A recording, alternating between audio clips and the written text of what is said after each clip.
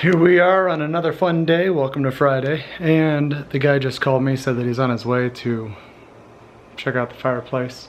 So as he's on his way here, I'm going to see if I can just do a few more things maybe. So what I'll do is I'll start by taking these off of this bracket. That way he can just see what the hell he's working with and go from there. I might be able to just remove these two, but we will see if time prevails. So obviously flathead's not going to be the best option to do that. So we move on to the tools. Problem is, do I have the correct tools? Let's find out. I got all these. Let's try out my smaller set first. See how well that holds up.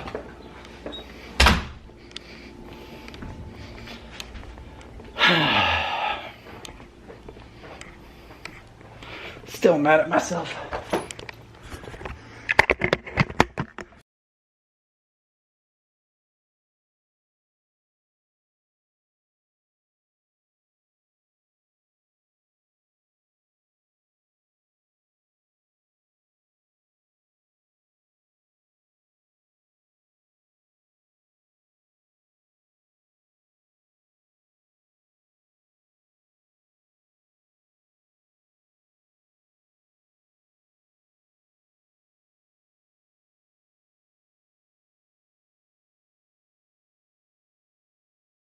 Alright, now I need one more piece.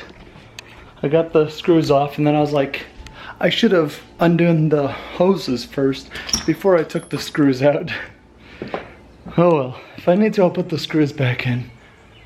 But right now I need my adjustable. No, this wrench is rather large, but I think the small one might actually be over there already. What's up, Jax? He really loves his water bowl that we got him. Alright, let's see here.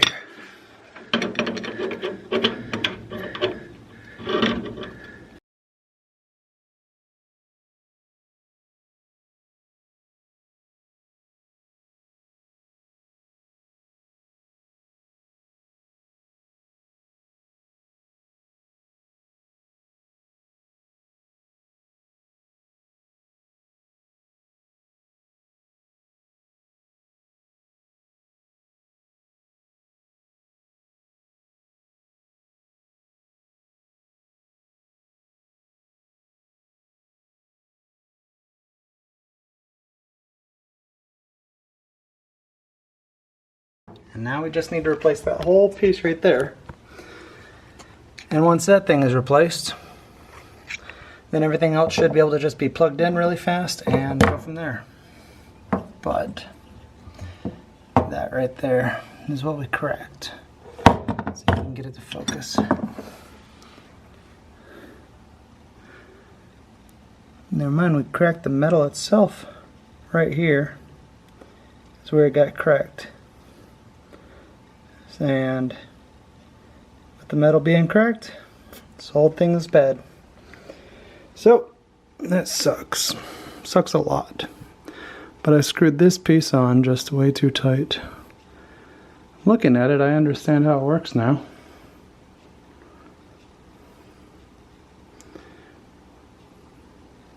Not quite sure what exactly that spot is. I believe it's a electrical thing, because it connects to this one right here. This one will carry the gas, and this one I'm guessing carries the electricity. And so then it makes contact with this and says, because when I was looking it up, that it says that it reads the fire. And when reading the fire, it says, okay, yes, the pilot is still on, there's still fire there, so keep sending the gas. And so if that's not sending electricity, which it generates by getting the heat, then it cuts everything off and says, okay, we're not getting any gas, so there's no fire, so don't send, or there's no fire, so don't send any more gas. And so I just screwed that part on just way too tight. Oh, you live, you learn. So the guy's coming over. I'm gonna clean up this area real quick because it's a little bit of a mess with my tools, and I'm sure he doesn't want my tools in his way. So, get this the hell out of here.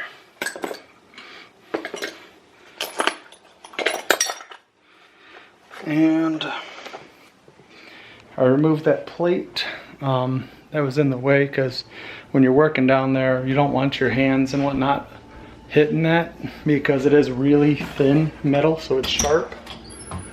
And after working in the factory, I know that people cut themselves very easily. We had one guy who, I always tell people, you know, respect the metal. And people would just constantly grab the metal just full on. And I'm like, don't do that. If you're gonna grab the metal, instead of putting it like this in your joints, hold it like this. That way, if it slides, you're fairly safe, but also if you drop it, it just drops. But people would hold it like this, and then as soon as it slides, people would slice their fingers right there. And it always happened. One guy didn't understand, I guess, how one of the boxes worked. So it's a plastic bin and it has parts just lined up inside of it. I'll say like this. And he's just leaning on the box, and the side of the box gives way, so both of his hands slide right across all the metal. Cut his hands up. That guy was very accident prone. He was a hoot. So this guy almost ran a high-low forklift off of the docks. He sliced up his hands real bad, and one night, because we were on third shift, some girls walking through this place asking for him by name, like, where's this guy, where's this guy, where's this guy? Come to find out, he wasn't there that night. He was with another woman, and his woman just so happened to be up at the factory looking for his ass. And yeah, we never heard from him since. Only thing we heard is that he, or I should say, that was one of the later incidents. The last one was when he sliced up his hands. And I don't know, this guy just was not only accident prone, but I've had a little bit of stuff going on. There was a fun time where a guy was on a high-low, and he was just looking at some girl's ass, and bam, ran right into a structural column of the building, so they had to replace that. And one time a guy was drunk on a high-low and picks everything up, and it all just comes falling straight down on him.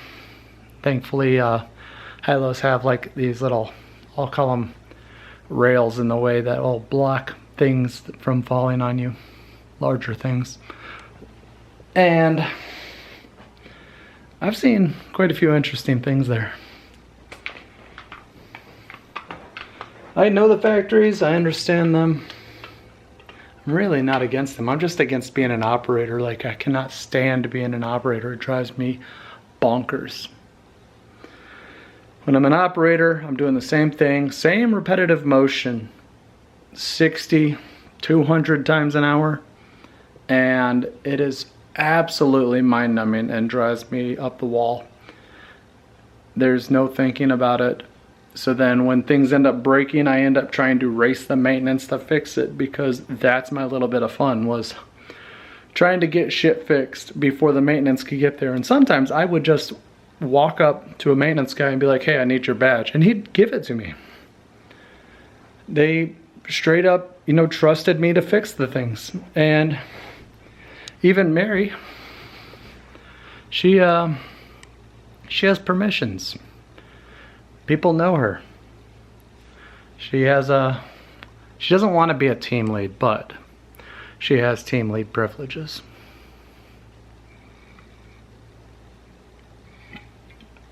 I'd like to think I taught her everything that she knows, you know. And let's see, what else is going on while we wait for this guy? Mary's enjoying One Piece. Correction, Mary, it is 16 minutes and 25 seconds. I was just looking at it, I was about to be like, well, it's past the 16-minute mark and it's still going. But it said 16:25 and then, or 16:24, and then it shut off. So, ha! Jax really loves his new water bowl. He's been drinking out of it quite a few times. I wonder if it's the novelty of it or if he just really likes that it's running water. Meow.